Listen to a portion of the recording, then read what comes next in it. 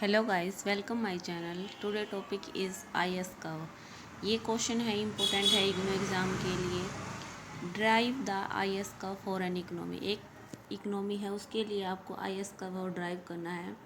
What does a point outside the IS curve indicate. और जो IS curve के outside जो पॉइंट्स हैं वो क्या इंडिकेट करते हैं। What are the factors that influence the shape of the IS curve. और कौन से ऐसे फैक्टर हैं जो IS कर्व की शेप को है वो इन्फ्लुएंस प्रभावित करते हैं। ये जो अब मैं आपको वीडियो जो प्रोवाइड कर रही हूँ ये IS कर्व से रिलेटेड है। IS कर्व को समझने से पहले हमें थोड़ा सा जो ISLM मॉडल है उसके बारे में समझना होगा। स्टार्टिंग में जो हमारी इकोनॉमी है, इकोनॉमी में है 2 मार्केट्स हैं। जो हमारी इकोनॉमी है उसमें 2 मार्केट्स हैं। एक हमारी मनी मार्केट है, एक हमारी गुड्स मार्केट है। मनी मार्केट जो मार्केट जिसमें हम मनी से रिलेटेड है जो कार्य करते हैं, जो हमारी RBI है वो कंट्रोल करती है। और गुड्स मार्केट वो होती है जहाँ पर जो गवर्नमेंट है वो इसको कंट्रोल करती है, गुड्स और सर्विसेज है वो प्रोवाइड करती है। और मनी मार्केट जो हमें पैसा प्रोवाइड करती है। मनी मार्केट में हम 2 जो थिंग्स हैं वो पढ़ते हैं, मनी डिमांड और मनी सप्लाई। मनी डिमांड जो हम मनी की डिमांड करते हैं, आप और हम जितने भी व्यक्ति हैं जो मनी की डिमांड करते हैं कि अभी में मुझे इतने रुपए चाहिए, अभी मुझे 1000 की डिमांड है, ये मेरी मनी डिमांड है।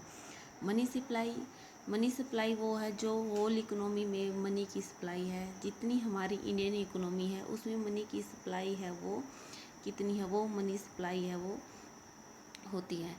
और जो हमारी गुड्स मार्केट है वो रिलेटेड है GDP से। इसे हम नेशनल इनकम से, GDP से ये रिलेटेड है। गुड्स मार्केट में हम GDP और नेशनल इनकम की स्टडी है वो करते हैं, लेकिन जो मनी मार्केट है उसमें हम मनी डिमांड और मनी सप्लाई की स्टडी करते हैं। अब यहाँ पर जो बात है क्लासिकल की, जो क्लासिकल है उन्होंने इकोनॉमी में 2 मार्केट्स है वो उनको माना, एक मनी मार्केट, एक गुड्स मार्केट। जो मनी मार्केट है उस वो बोलते हैं कि गुड्स मार्केट से उसका कोई भी रिलेशन नहीं है और ना ही गुड्स मार्केट का आपस में कोई रिलेशन है। उसके बाद है जेम केन्स है वो आते हैं, वो कहते हैं कि नहीं, जो मनी मार्केट है और गुड्स मार्केट है वो इंटरलिंक्ड है, वो एक दूसरे के बिना है वो कार्य नहीं कर सकती। इसलिए जो मनी मार्केट है वो गुड्स मार्केट को इन्फ्लुएंस करती है, ये जेम केन्स है वो बोलते हैं। लेकिन जो गुड्स मार्केट है उसका इम्पैक्ट मनी मार्केट पर क्या होगा, ये जो जेम केन्स है इन्होंने नहीं बताया। इन्होंने सिर्फ इतना बताया कि जो मनी मार्केट है और गुड्स मार्केट है उसमें रिलेशन है। सिर्फ इतना ही काम जेम केन्स ने किया। उसके बाद है जो JR हिक्स हैं, वो कहते हैं कि जो मनी मार्केट है और गुड्स मार्केट है उसमें रिलेशन है, लेकिन जो गुड्स मार्केट है उसका इम्पैक्ट भी मनी मार्केट पर है वो पड़ता है। इसलिए जो क्लासिकल व्यू और जेम केन्स के व्यू को हिक्स ने है वो रिफ्यूज़ कर दिया और कहा कि जो मनी मार्केट है वो गुड्स मार्केट पर डिपेंड करती है और जो गुड्स मार्केट है वो मनी मार्केट पर भी डिपेंड करती है, ये JR हिक्स है इन्होंने कहा। लेकिन ये कैसे इन्फ्लुएंस करती है, अब यहाँ पर हम जो हमारी मनी मार्केट है वो गुड्स मार्केट को कैसे इन्फ्लुएंस करती है, यहाँ पर हम ये जो डायग्राम है इससे समझते हैं। अब मान लीजिए कि हमारी अर्थव्यवस्था में मनी सप्लाई है वो इंक्रीज हो गई है। जब हमारी अर्थव्यवस्था में मनी सप्लाई इंक्रीज होती है तो क्या होता है, जो इन्वेस्टर्स हैं जिनको पहले 10% पे लोन मिल रहा था अब उनको 5% पे लोन मिलेगा। जब इन्वेस्टर्स को इतना सस्ता लोन मिलेगा तो वो क्या करेंगे, वो ज़्यादा से ज़्यादा इन्वेस्ट करेंगे। और जब ज़्यादा से ज़्यादा इन्वेस्ट करेंगे तो क्या होगी, उनकी इनकम है वो इंक्रीज होगी। और जब हमारी इनकम इंक्रीज होगी और नेशनल इनकम इंक्रीज होगी तो वो हमारी गुड्स मार्केट से रिलेटेड है। इसलिए आपने यहाँ पर देखा कि जो मनी मार्केट है वो गुड्स मार्केट से कैसे इंटरलिंक्ड है और गुड्स मार्केट मनी मार्केट से कैसे इंटरलिंक्ड है, ये JR हिक्स ने है वो इसे प्रूव करने के लिए जे.आर. हिक्स ने एक मॉडल दिया, उसका नाम है IS और LM मॉडल। ये जे.आर. हिक्स ने मॉडल दिया कि मनी मार्केट और गुड्स मार्केट एक दूसरे से कैसे इंटरलिंक्ड है, इसको प्रूव करने के लिए जे.आर. हिक्स ने IS-LM मॉडल दिया। अब हम IS-LM मॉडल है उसमें देखते हैं कि जो IS मॉडल है और LM मॉडल है, जो I है वो हमारा इन्वेस्टमेंट को शो करता है और S हमारा सेविंग को डिनोट शो करता है, और L हमारा लिक्विडिटी प्रेफरेंस है जो J.M. केन्स ने दिया था, ये कंसेप्ट जिसे हम MD बोलते हैं। और जो मनी सप्लाई है, M हमारी मनी सप्लाई है कि जो टोटल मार्केट है हमारी, उसमें मनी की सप्लाई कितनी है। और IS मॉडल को हम रियल मार्केट और गुड्स मार्केट हैं वो बोलते हैं। इस LM मॉडल को हम मनी मार्केट हैं वो बोलते हैं। अब हम यहाँ पर जो IS कर्व है उसकी डेरिवेशन है वो देखेंगे कि IS कर्व को हम कैसे डिराइव करते हैं एक इकोनॉमी के लिए। ये हमारा एक कर्व है और एक कर्व हमारा ये है और एक कर्व हमारा ये है। ये हमारे 3 कर्व हैं। यहाँ पर हम एग्रीगेट डिमांड इसमें लेते हैं और इसमें हम रेट ऑफ इंटरेस्ट लेते हैं, और यहाँ पर हम इनकम है वो लेते हैं, और यहाँ पर भी इनकम, इसे हम GDP है वो भी बोलते हैं। अब स्टार्टिंग में क्या है, जो हमारी इकोनॉमी है वो इक्विलिब्रियम में है, और जब हमारी इकोनॉमी इक्विलिब्रियम में है तो वहाँ पर जो हमारा एग्रीगेट सप्लाई कर्व और एग्रीगेट डिमांड कर्व एक दूसरे को इंटरसेक्ट करते हैं, और जहाँ पर ये एक दूसरे को इंटरसेक्ट करेंगे तो वहाँ पर हमारी जो नेशनल इनकम है GDP है उसका निर्धारण होता है।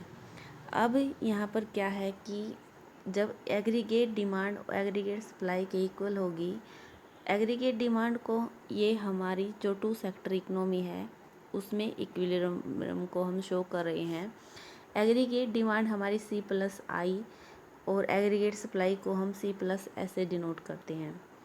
I हमारा कंजप्शन है और C हमारा कंजप्शन है और ये भी कंजप्शन है। C से हम C को कट कर देते तो हमारा I = S, यानी इकोनॉमी में जब इन्वेस्टमेंट इक्वल सेविंग के है तो तब हमारी इकोनॉमी है वो इक्विलिब्रियम में है। अब यहाँ पर हम जो हमारा इन्वेस्टमेंट कर्व है वो यहाँ पर डिराइव करेंगे कि ये इन्वेस्टमेंट कर्व है वो कैसे डिराइव हुआ है। अब यहाँ पर हमने रेट ऑफ इंटरेस्ट लिया और यहाँ पर इन्वेस्टमेंट लिया O एक्सिस पर। अब स्टार्टिंग में क्या है कि हमारा रेट ऑफ इंटरेस्ट है यहाँ पर है। जब हमारा रेट ऑफ इंटरेस्ट यहाँ है तो ये हमारा इन्वेस्टमेंट है, यानी OR रेट ऑफ इंटरेस्ट पर जो इन्वेस्टर्स हैं O0 इन्वेस्टमेंट करते हैं। अब नेक्स्ट क्या है कि जैसे ही ये हमारा इन्वेस्टमेंट है और ये हमारा रेट ऑफ इंटरेस्ट और इनकम कर्व है कि यहाँ पर हमारा रेट ऑफ इंटरेस्ट जहाँ पर निर्धारित होगा, यानी इन्वेस्टमेंट है वो, रेट ऑफ इंटरेस्ट है वो हमारा इनकम को, जो GDP है उसको निर्धारित करता है। यहाँ पर हमारा ये एक पॉइंट है। अब जैसे ही रेट ऑफ इंटरेस्ट है वो डिक्रीज होता है, यहाँ पर जैसे ही रेट ऑफ इंटरेस्ट डिक्रीज होता है तो जो इन्वेस्टर्स हैं वो अपने इन्वेस्टमेंट की डिमांड को इंक्रीज कर देते हैं। रेट ऑफ इंटरेस्ट डिक्रीज होने पर जो हमारा इन्वेस्टमेंट है वो इंक्रीज होता है। अब इन्वेस्टमेंट को इंक्रीज होता है तो क्या है, यहाँ पर ये हमारा इसका ऊपर भी हमने रेट ऑफ इंटरेस्ट को लिया है। अब जैसे ही इन्वेस्टमेंट इंक्रीज होगा तो हमारी जो नेशनल इनकम है वो भी इंक्रीज होगी। अब हमारी नेशनल इन्वेस्टमेंट के रेट ऑफ इंटरेस्ट के कम होने पर और इन्वेस्टमेंट के इंक्रीज होने पर जो हमारी नेशनल इनकम है वो इंक्रीज होगी। और जब हमारे पास नेशनल इनकम है वो आ जाती है, जब हमारी इनकम इंक्रीज होती है तो हमारी जो एग्रीगेट जो डिमांड है वो इंक्रीज हो जाती है, और ये जो हमारा एग्रीगेट डिमांड का है वो ऊपर की ओर शिफ्ट हो जाएगा, क्योंकि हमारी जो नेशनल इनकम के इंक्रीज होने से हमारी जो डिमांड है वो इंक्रीज हुई है। यानी जहाँ पर नेशनल इनकम और एग्रीगेट डिमांड और एग्रीगेट सप्लाई, ये हमारा पहले वाला इक्विलिब्रियम है। अब ये हमारा न्यू इक्विलिब्रियम है।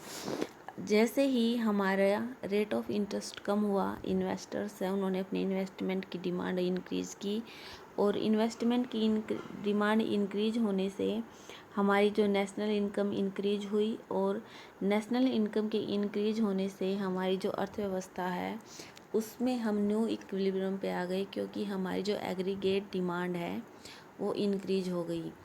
इसलिए यहाँ पर कि आपको कैसे पता चलेगा कि हमारी जो नेशनल इनकम थी, ये एग्रीगेट डिमांड है इक्वल टू C + I। मान लेते हैं कि पहले जो हमारी एग्रीगेट डिमांड थी वो 100 रुपीज़ थी, यानी 50 रुपये का हमने कंजप्शन किया और 50 रुपये का हम इन्वेस्टमेंट कर रहे थे। अब हमारी जो नेशनल इनकम है यहाँ से 100 रुपीज़ से इंक्रीज होके 120 हो गई, यानी हमारा जो कंजप्शन है वो तो सेम रहा, लेकिन हमारा जो इन्वेस्टमेंट है वो 50 से 70% वो इंक्रीज हो गया। इसलिए जब हमारा इन्वेस्टमेंट इंक्रीज हुआ तो हमारी जो नेशनल इनकम है वो इंक्रीज हो गई। इसलिए जब हमारी नेशनल इनकम इंक्रीज होगी तो हमारा न्यू इक्विलिब्रियम है यहाँ पर होगा, और ये हमारा IS कर्व का सेकंड पॉइंट होगा कि कैसे हमने IS कर्व को डिराइव किया। ये आपने इसमें एक्सप्लेनेशन में देखा कि जैसे ही आप यहाँ से अच्छे से 3 कर्व है वो बनाएंगे।